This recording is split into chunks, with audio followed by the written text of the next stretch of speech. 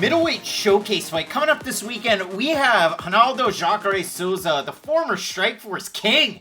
And he's taking on a guy whose first name is just like one of my favorite basketball players of all time. And yes, you have to understand the area in which I grew up. I'm talking about Andrea Bargnani. We have Andrea Muniz. And Matt, for Muniz, this is a guy that I've had the hardest time getting a read on straight up in the UFC. He came in off of the Brazilian Contender Series. He gets a big win over Bruno Assis. And then he has to get another win over Taylor Johnson.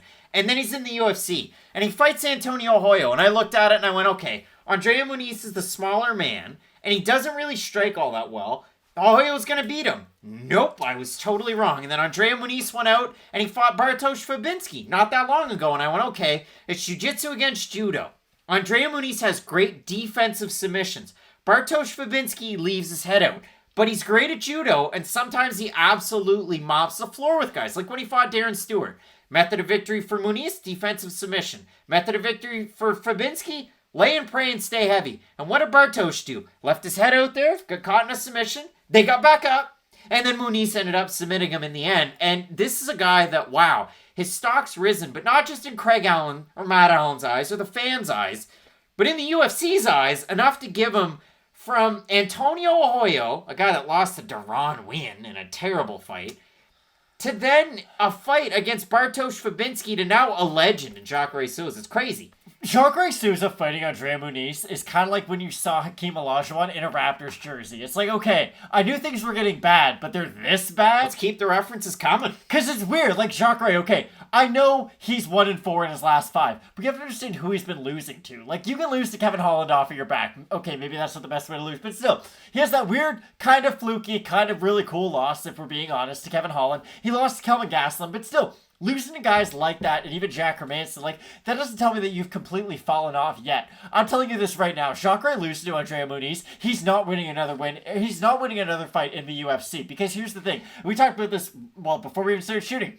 Muniz has one way to win this fight. Yes, he's a third-degree black belt in jiu-jitsu. Yes, he's great on the mat. I'm telling you this right now. It's not like Jacare is like a Rodolfo Vieira, where I'm worried that he's going to get tired and that there's a world out there where Jacare could get submitted. I'm telling you this right now. Jacare is not going to get submitted by Andrea Muniz. There is not a world, there is not any situation where Muniz outgrapples Jacare in this fight. I understand people are going to be selling your wolf tickets. They're going to say, hey, if anyone can do it, it's Muniz. But here's the thing. I've heard this once before. I heard that Yoel Romero was going to grapple Jacare. He outstruck him. I've heard Chris Weidman was going to grapple Jacare. It didn't happen. Jacare outstruck him. Jacare only really loses by getting knocked out. You can't out-grapple him. You can't go out there and out-volume him, really. The majority of the time you beat Jacare is you finish him on the feet. Now, I don't know why Craig's reacting like that. Except for Jack Hermanson.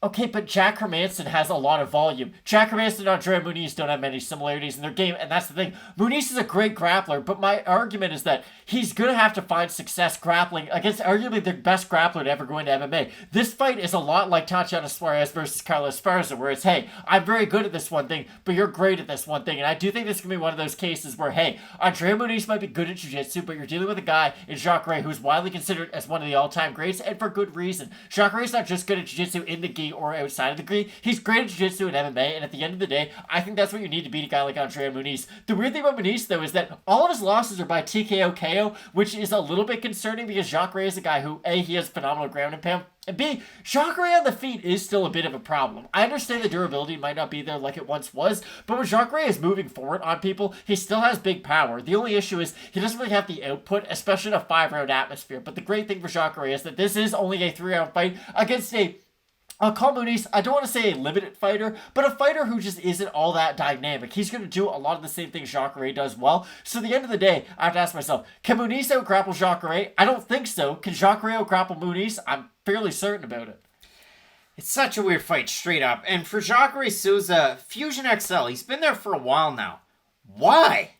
Why? Like, training with Rodolfo Vieira? That's it. It's Jacare BJJ, and it's Fusion XL. Like, they have such coaches as Matt Scroy. You know who Matt Scroy is? Go look him up on Hockey DB. Tons of penalty minutes in the minor leagues, and I think it's a cat's ass that he's a coach there, and I'd love to interview him because it'd be a great interview. Hockey, MMA, I mean, listen, that's the stuff that gets me up in the morning. But when I look at this fight, again, you're right. Jacare, good striker. Look at the wins. He finished Tim Boach. He lost to Robert Whittaker.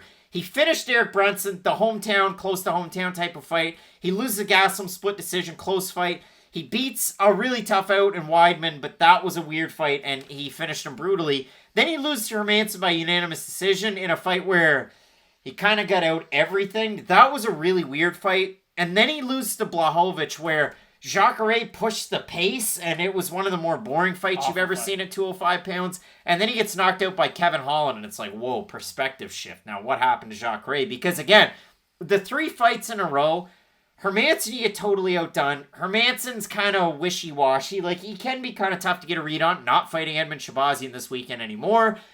But then the last 2, again, Kevin Holland hype train, but again, it was a good win for Holland. It was a great punch. It was good for him. And then the Blachowicz fight was just an oddity. And we know how good he is, so it is a tricky one.